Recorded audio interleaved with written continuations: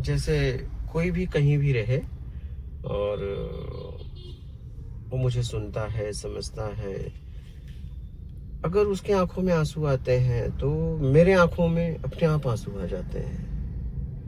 अभी जैसे आप बात कर रहे थे और मैं उन शब्दों को सुना और मेरे आंखों में आंसू आने लगे, उसकी आंखों में आंसू थे और अपने आप आ जाते हैं। तो क्या योगी जी वो जो मतलब कहीं ना कहीं वो भी एकदम तहे दिल से आपके प्रति आस्थावान है? वो निकलना चाह रहा है, कहीं ना कहीं आते इसलिए हैं कि वो बहुत पीड़ित है। वो जहाँ है खुश नहीं है, वो कहीं न कहीं उससे निकलना चाहता है। उनके लिए आ जाते हैं, उसकी आंखों में जैसे आंसू आएंगे मेरे आ जाते हैं। तो ये तो रही कि अभी एक भोपाल से माता जी कोई अग्रवाल थी, उनका फ़ोन आया तो और योगी जी, मैं स्पीकर ऑन करके बात कर रही थी तो योगी जी ने सुना तो वो उधर से भावुक हुई सिर्फ ये सुन के कि योगी जी सुन रहे हैं स्पीकर ऑन है, तो उधर से भावुक हुए और इधर से योगी जी भावुक हुए। तो मेरा ये कहना कि ये तो चलो फ़ोन पे थी, क्या कोई अगर फ़ोन पे भी नहीं है और दूर दराज आपके साधक की विदेश में भी बहुत लोग फ़ोन करते हैं, चाहे वो कनाडा हो, अमेरिका हो, ऑस्ट्रेलिया, कहीं से भी हो, तो क्या वो बिना फ़ोन करे वहाँ पे अगर आपको याद कर रहा है तो भी आपको क्या यहाँ पे क्लिक हो जाता है क्या?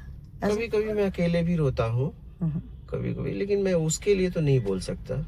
लेकिन एक मैसेज पढ़ के, आवाज सुनकर मेरे आंखों में आंसू बहने लगते हैं। तो मतलब उसको तो चलो कि वो फंसा हुआ है या वो फील कर रहा है आपकी तरफ से कि आपकी वीडियो से प्रभावित होके कि वो आपको या जी भगवान अपने गुरु को मानने लगा है, तो योगी जी आपकी आंखों में किस वजह से आप भावुक हो जाते हैं?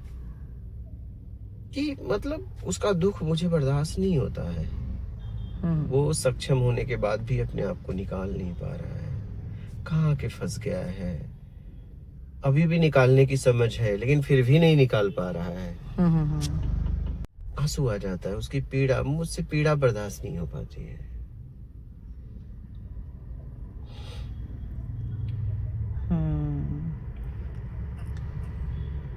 तो जो वो निकलना चाहता है और आप में सामर्थ्य है कि आप उसको निकाल पाओ। मैं भी निकाल सकता हूँ, लेकिन उसकी आप भी समझ है, निकल सकता है, लेकिन वो भी नहीं निकल रहा है।